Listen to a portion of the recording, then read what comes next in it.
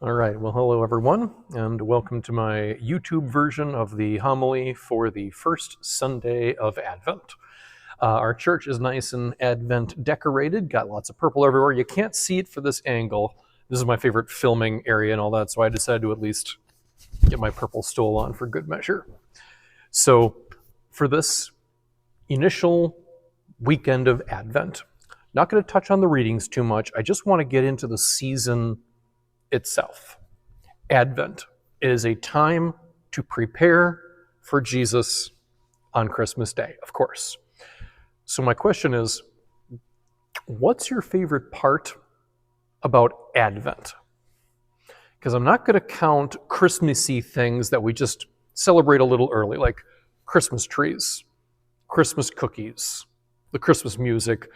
None of that's particularly Advent, even though we do it during the Advent season before Christmas.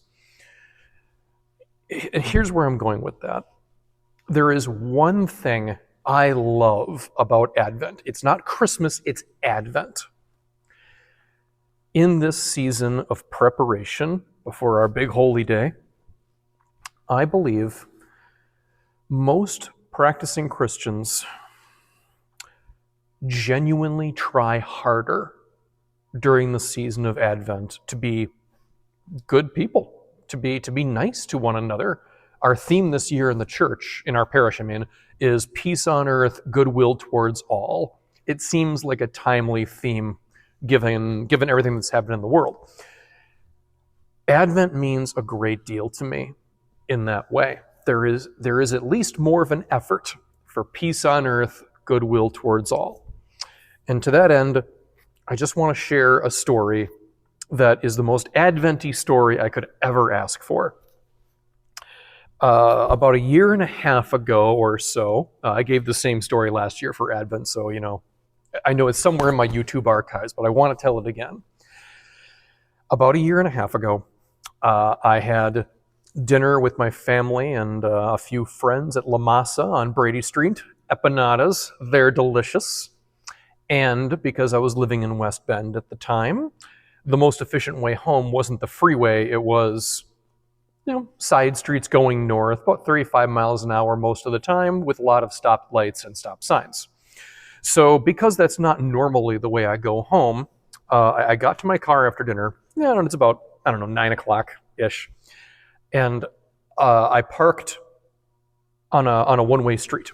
So I pulled out of my parking spot. I thought I had the whole road to myself, and my GPS, because again, I didn't remember the way home exactly that direction, so my GPS didn't work. So I had to take my glove off and, keep on pushing the buttons, getting it going. And in the meantime, I don't know how I failed to see this guy. A car came up behind me and was trying to get past my car, being a one-way street. So he beeped the horn at me. How I didn't see his headlights, I don't even know. Anyway, so I realized the car was behind me. I'm like, oh, sorry. I pulled back into my spot to let him pass. I said, sorry. And the guy said, pretty harsh words, the sort of words a good Catholic wouldn't say to their priest. And it was really angry and hateful sounding. He was really angry that I delayed him by 7 seconds. So when that happens, you feel so junky afterwards. So yeah, my GPS worked fine. I pulled out, started driving home, and I just felt so rotten because of what happened between me and that other driver. And I stayed rotten, 10 minutes out of the half-hour drive home, and I stopped at yet another stoplight, and I'm just sitting there, and a car pulls up right beside me on my right. Big black guy, about my age, maybe a little younger, big SUV. In my little Volkswagen Beetle, I felt like this guy was just towering over me. Wow. And okay, Justin, don't be weird. Keep your eyes on the road, get home. Don't mess with anybody else, okay? Just mind your own business. So that's what I did for 3 seconds. And then, of course, hey man, no. And I'm like, well, maybe he's yelling at somebody else. No, like we're the only two cars like within eye shot. Uh, but then like I look over and the guy's like waving at me, trying to gesturing to have me roll my window down. So at this point, my brain is starting to catch up a little bit. I'm like, okay, he's not yelling at me in anger like the last guy. He's trying to get my attention. So I'm like, okay, maybe I have a flat tire or the gas cap is off or something like that. So I take the risk. I roll down my window and I make eye contact with him. And what does he say? God bless you, man. God bless you. And I was just like stunned. Like, where did that come from?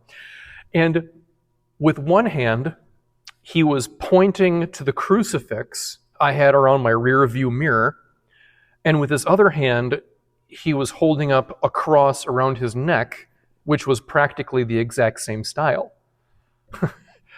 And like, once I realized what was happening, God bless you, man. Like, God bless you too. God bless you too. Thank you.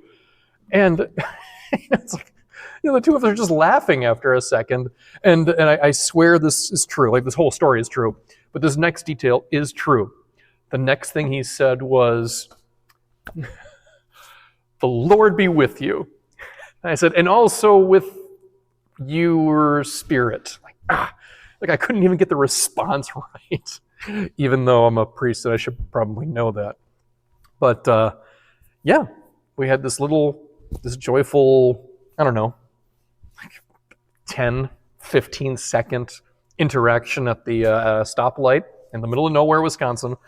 And once the light turned green, we waved back to each other. I rolled my window up, and obviously, I drove the rest of the way home in a much better mood than the first half of my drive.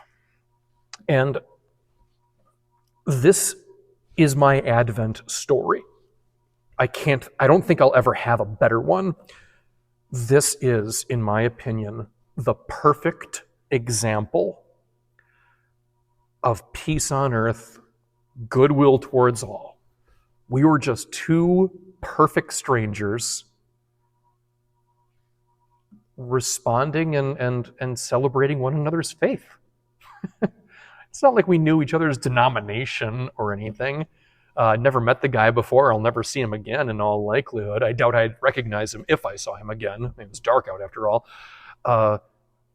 We were just two people of goodwill, of faith, and we wanted to extend that goodwill to one another. More so him extending it to me, and I responded to the response. Those sorts of things are what I look forward to experiencing in Advent. I'm not saying it happens every day. For some of us, maybe it doesn't happen every year in Advent. But nevertheless, I do believe that there is a greater than average chance for people who really do love Jesus. There's a greater than average chance that they extend that goodwill to others because they're trying to prepare their hearts and minds for the coming of Christ at Christmas. For this month of December, I hope you get to experience that, and I would encourage you to extend that peace on earth, goodwill towards all, to someone that you meet at some point between now and Christmas. Who knows? You might make their day. You might make their month. You might make their whole year. God bless you all, and may we all have a joyful, peaceful, and faith-filled season of Advent.